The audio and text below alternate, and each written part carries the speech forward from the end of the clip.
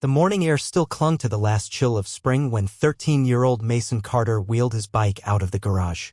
It was one of those early Saturdays in North Texas, the kind where nothing feels urgent and the world gives you just enough space to breathe. His parents were inside, his mom cooking bacon, his dad skimming through the headlines on his phone with a half-listening ear to the local news. Mason didn't wait around. He called out something like, "Going to Ryan's," the kind of announcement that wasn't really a question and barely needed a response, and he was off. Ryan Morales had been Mason's best friend since 6th grade. They shared everything from video games to pizza rolls, inside jokes to quiet understanding. Their rule was unspoken but binding. If both were free on a Saturday, they were hanging out. No text required. Ryan lived in a place called Brookstone Ridge. One of those gated communities with manicured sidewalks, hedges trimmed like hedge sculptures, and street names that sounded like perfume: Lavender Hollow, Silver Oak Lane, and Whispering Pines. Mason, on the other hand, lived in a modest older neighborhood about 5 miles out. His street was cracked in places, his mailbox leaned slightly left, but it was home. And no one ever cared where Mason lived, not Ryan, not Ryan's parents, and certainly not Mason himself. That morning, he wore a faded t-shirt, athletic shorts, and the same pair of sandals he'd had since last summer. The backstraps were shot, the soles thinning, but they still did the job. He grabbed a blue Powerade from the fridge, slung it into his bike's side pouch, and took off. His bike wasn't anything special. The frame creaked, the gears clicked off rhythm, but it was his. Music played softly in one earbud as he coasted through the streets, passing familiar driveways, watching the sunlight flicker between tree branches and catching snippets of suburban life: a dad yelling at a dog, a kid bouncing a basketball in rhythm against a garage door, the distant whir of a leaf blower. Everything felt good, and that kind of calm always feels like it might last forever until it doesn't. Mason had just crossed into Brookstone Ridge, right past the tall stone pillars at the entrance, when he noticed a white golf cart parked crookedly near a roundabout. 3 adults stood next to it.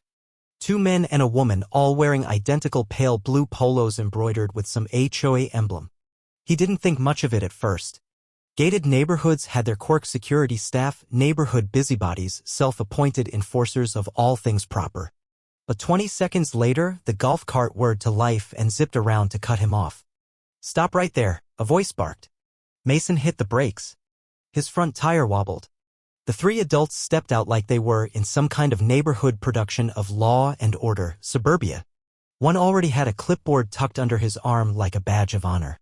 "You're not listed as a guest," said the tall man in the middle, gray hair slicked back, sunglasses like a state trooper. "Who let you in?" "I am just visiting my friend," Mason said, uncertain. Ryan Morales. He lives on Hawthorne Way." "That's not what I asked," the woman snapped, arms crossed tight. The third man, shorter and red-faced, stepped forward. "Did you bypass the gate?" "I mean, it was open," Mason said. "I just rode in." "So you trespassed," the tall one said, writing something down. Mason blinked. "I didn't. I've been here before. Lots of times. I told my parents I was coming."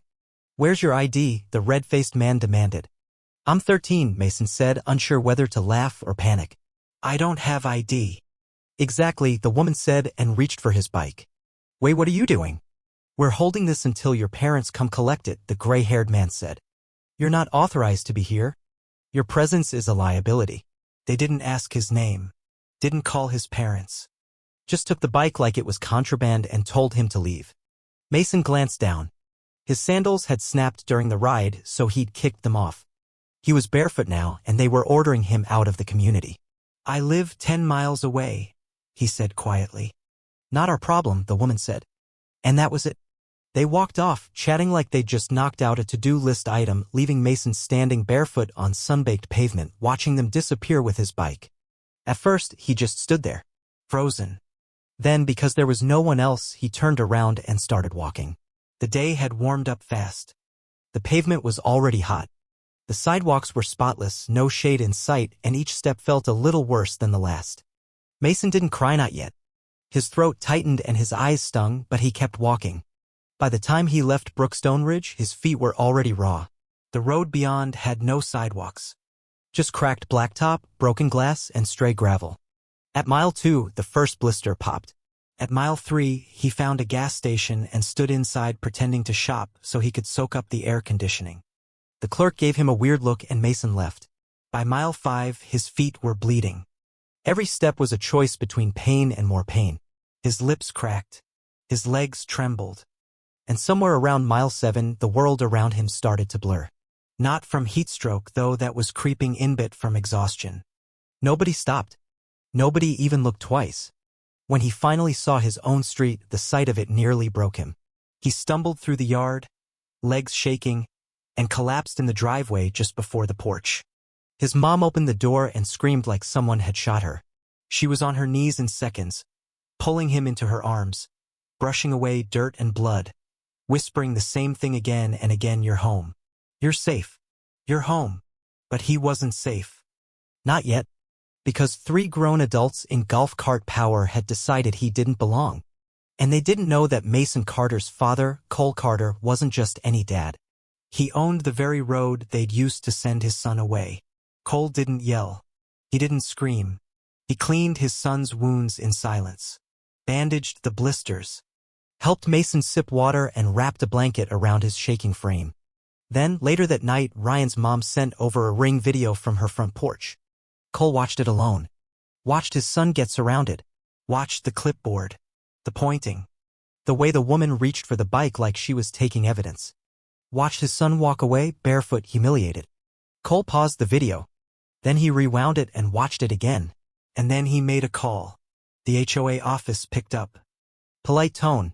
Polished words. "We are aware of the incident. Our residents' safety is a priority.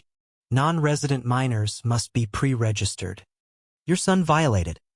Cole didn't respond. He just said, "I see," and hung up.